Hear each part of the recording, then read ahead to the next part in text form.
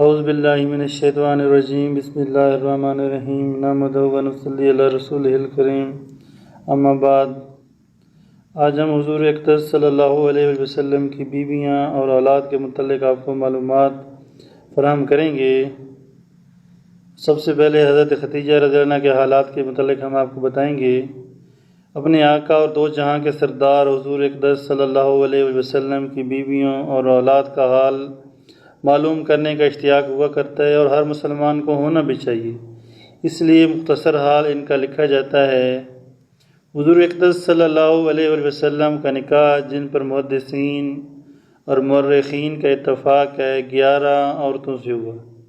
اس سے زیادہ میں اختلاف ہے، اور اس پر بھی اتفاق ہے کہ ان میں سب سے پہلا نکاح حضرت خدیجہ رضی اللہ عنہا سے ہوا، جو بیوہ تھیں۔ حضور صلی اللہ علیہ وسلم کی کم عمر شریف اس وقت 25 برس کی تھی، اور حضرت خدیجہ کی عمر 40 برس کی تھی۔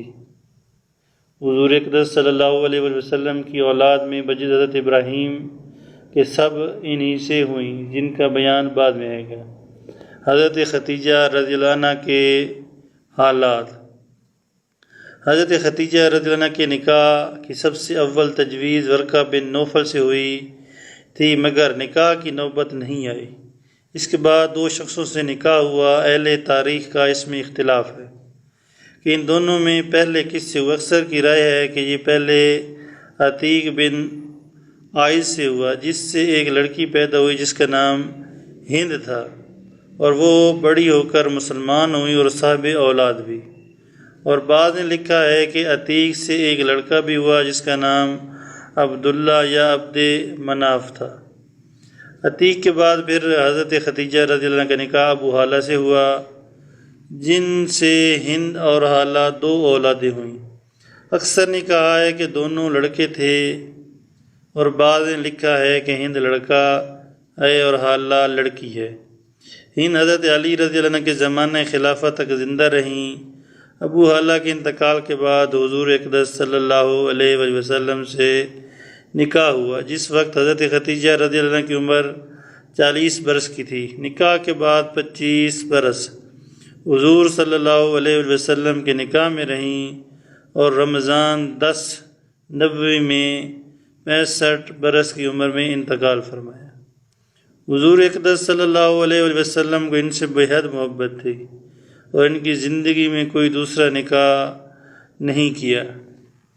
ان کا لقب اسلام سے پہلے ہی طاہرہ تھا، اس وجہ سے ان کی اولاد جو دوسرے خاوندوں سے بھی ہے وہ بھی بنو طاہرہ کہلاتی ہے۔ ان کے فضائل حدیث کی کتابوں میں کثرت سے ہیں۔ ان کے انتقال پر حضور اقدس صلی اللہ علیہ وسلم نے خود قبر مبارک میں اتر کر ان کو دفن فرمایا۔ نماز جنازہ اس وقت تک شروع نہیں ہوئی تھی۔ اس کے بعد اسی سال شوال میں حضرت عائشہ رضی اللہ عنہا اور حضرت سودا رضی اللہ عنہا سے نکاح ہوا۔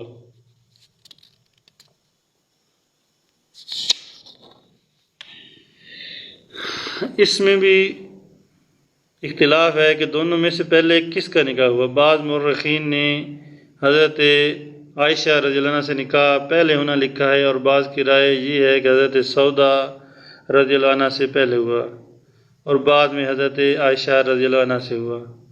تو میرے دوستوں بزرگوں بھائیوں، یہ حضرت محمد صلی اللہ علیہ وسلم کی میرے دوستوں بزرگوں بھائیوں، یہ ہم نے پہلی زوجہ محترمہ کا قصہ آپ کو سنایا ہے۔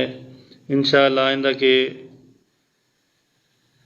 ویڈیو بیان میں آپ کو حضرت سودا رضی اللہ عنہ کے حالات کے متعلق بھی آگاہ کیا جائے گا۔ وما علینا الا البلاغ۔